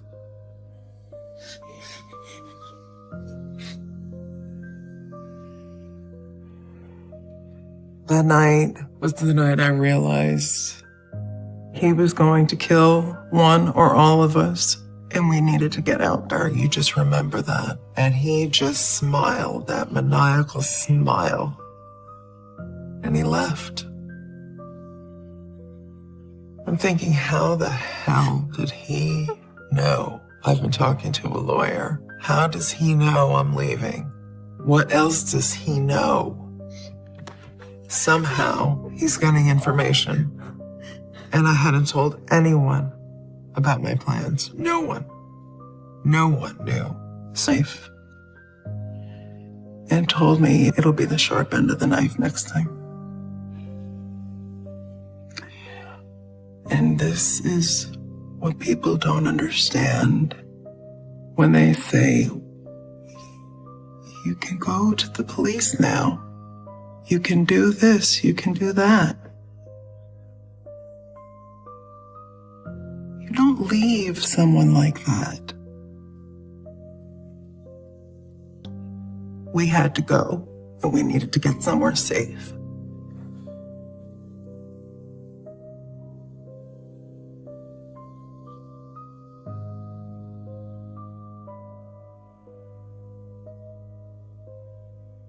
I started calling lawyers and would tell them, and say, I'm so sorry I made your life hell for so many years.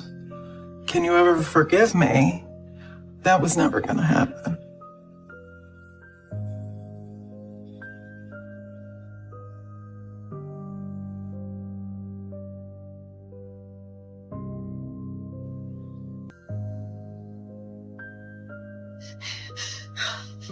He said, I know that you've been talking to a lawyer. I know you're thinking about leaving.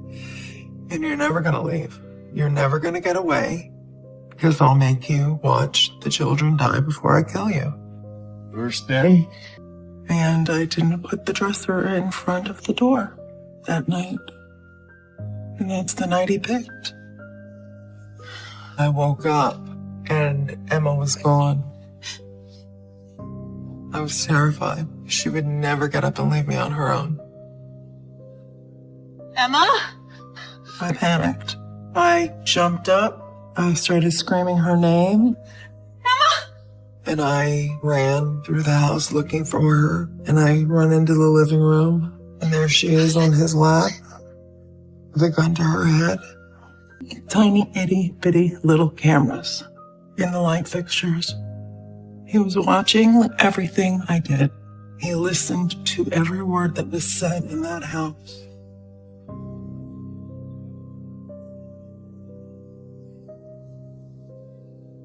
I just sat and I looked at them.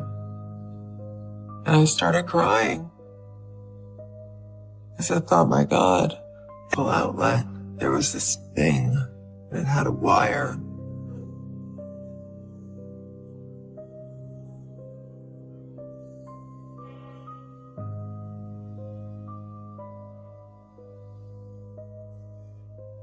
And I went all around the house, and I found about 4 more of them. And I found these teeth. Then you.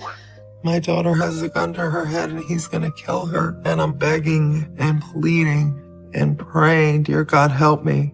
And begging him that I will do anything he wants me to do if he would just put her down and let her go. He picked her up, and he threw her across the room.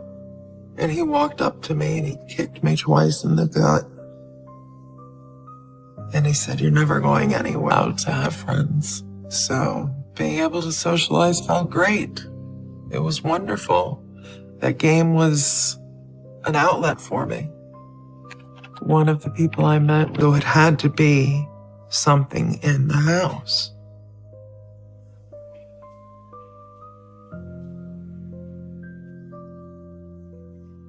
I was certain he planted something in the house. I knew there had to be the entire story. And all of them said the same thing.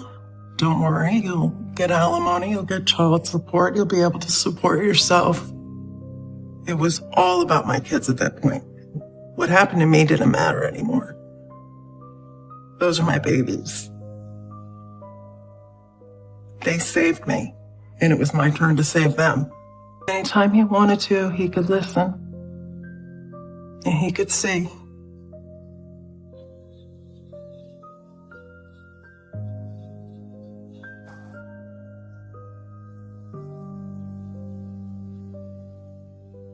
And I dropped the kids off at school one morning. I went and I signed a lease on a furnished apartment, grabbed all our clothes, grabbed my cat, put it all in my minivan, stopped with a single dad named Paul, and he lived in England, and we developed a friendship. Paul told me I had to get out. He told me to leave. And I made my decision to leave Palacio.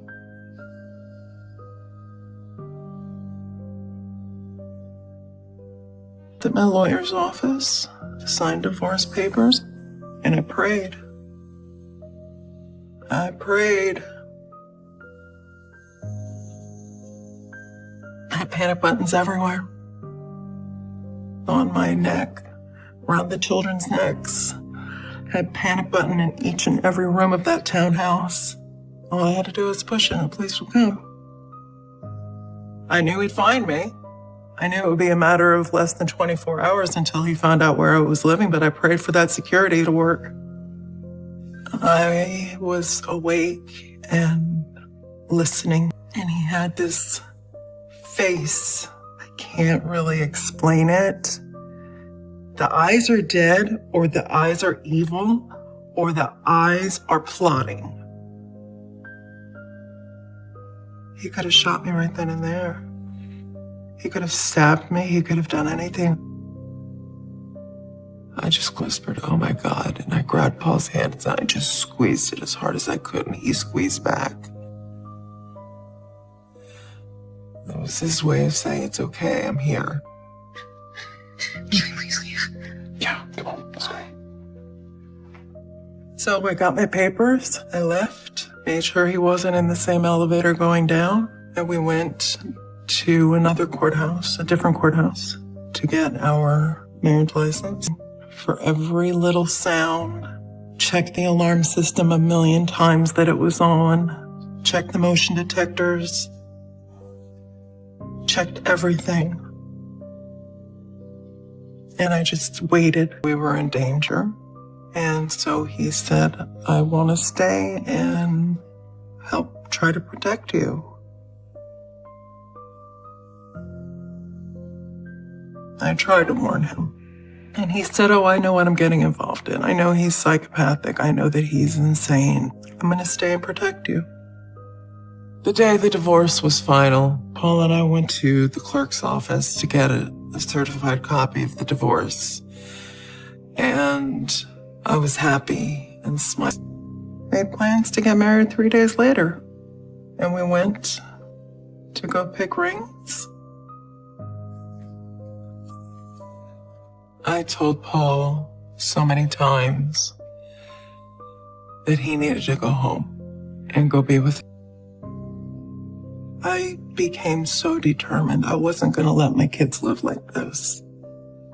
But I knew better than to talk in the house. I knew better than to make any kind of plans in the house. I didn't even write things down in the house. I started playing my kids' computer game, and I met other parents online that were also playing. I wasn't allowed his son, and that I loved him, and that I would go and visit him as often as I could. He refused to go. He wanted to stay with me.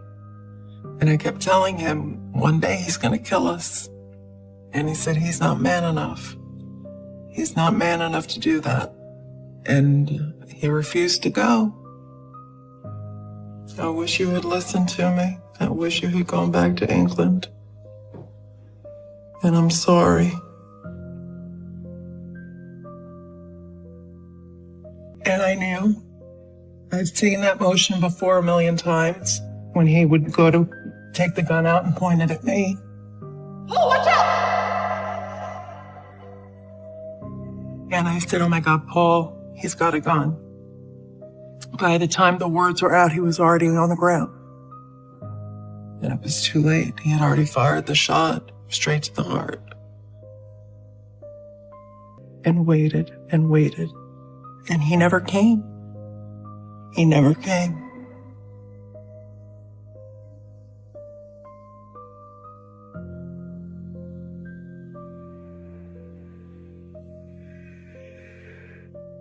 Paul called me and said, could I come and see you?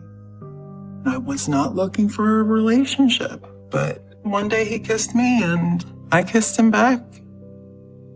He knew that when the divorce was final, the judge gave him 50% custody, so he got them every other week. I had to take my children sobbing to this monster's house every time I dropped them off. I didn't know if I was ever going to see them again.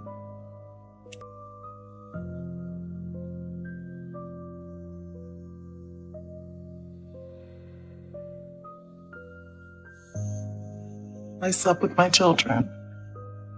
So I started pushing the dresser in front of the door every night so that he couldn't get in, and to keep me and the kids safe so that we could sleep.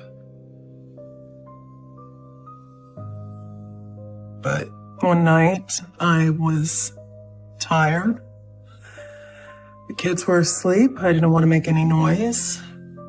They were there in less than 2 minutes. So he never had a chance to shoot me or the kids because the police came. And they cuffed him. They put him in the squad car. He told the police, he said, look what that bitch made me do. Do you see what that bitch made me do? Nothing. And I was giving Paul kisses on the cheek and just saying, I'm so happy. Can't believe it's finally over. I know. It's so exciting. And I turned around and there was Palacio. And I said, oh my God, Jesus, Paul, he's there. What is it? What's wrong? It's him. He's here. So we were standing in line, and for whatever reason, he decided to stand directly behind us. Everything's gonna be fine. He's not gonna do anything with a room full of people standing around. He just started grinning ear to ear, just smiling. Like he had won the lottery, he was smiling. And he went up to Paul, and he shot him twice more in the back. And he just kept, it was terrifying.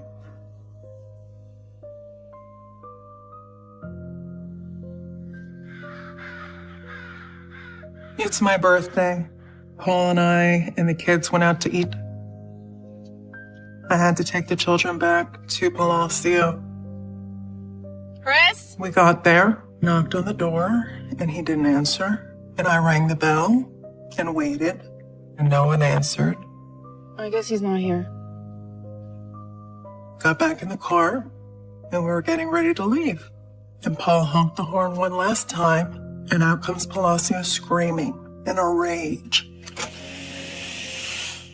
What the hell are you doing here? It's fine. I'll handle it. Wait here. Paul. And Paul said, this is enough. We're not leaving the kids here with him if he's going to act like this. If he's that unstable, then he can't have the kids. Get off my property. Chris, come on, man. So Paul started to tell him exactly that. I am sick and tired of you causing problems. And Palacio goes like this. Behind him, kept shooting him with a smile on his face when he emptied the clip into him. And I'm screaming, and people are coming out of their houses. And he had gone back into the house to reload. At that point, you could hear the police sirens already from the people calling the police. They were right around the corner.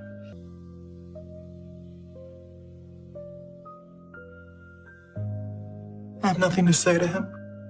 He knows what he did, he knows what he is. And he's in a very harsh prison. One of the worst in Florida, from what I understand. That's what he kept saying to the cops. Look what that bitch made me do.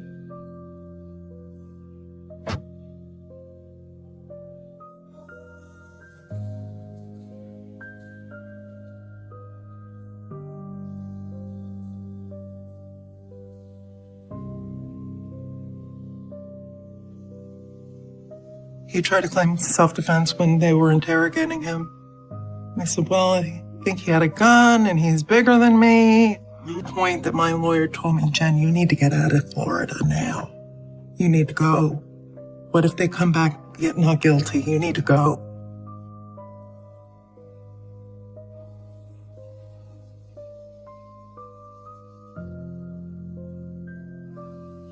What he did and why he did it. I screamed. I said, oh my God, Paulie's got a gun. When I walked in, he was sitting there with his lawyers. But other than that, one brief moment when I was being sworn in, I could not see him. He was running at me, and he looked like he was coming with a gun. I shot him. I wanted to testify. I wanted the world to know what he was. I wanted them to know my kids are my world. They're absolutely everything to me. Paul was an innocent man. He loved me. That's all there is. He loved me. He gave his life for us. I live with tremendous guilt about that. Winter described the slow, merciless method in which Palacio shot at Paul. She said he did so while smiling. He walked up to my husband after he was laying face down, and he shot him there in the back. He fought every little thing, to every ounce of pain, every punch, every slap. I'd go through it again to have my children. I know that's probably the most ridiculous thing most people have ever heard of, but for a long time I was angry at him. After he died, I was angry. And I used to scream, I told you just to leave.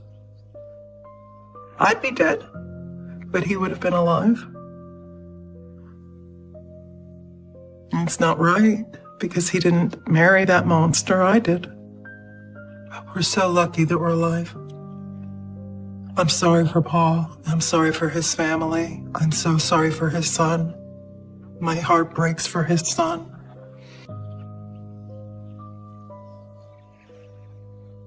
I learned to make a life for myself, and I wouldn't have had my children if it hadn't been for all of this. And having my children made it all worth it. It really does. But I feel tremendously lucky. I got away. Paul gave his life, but I got away.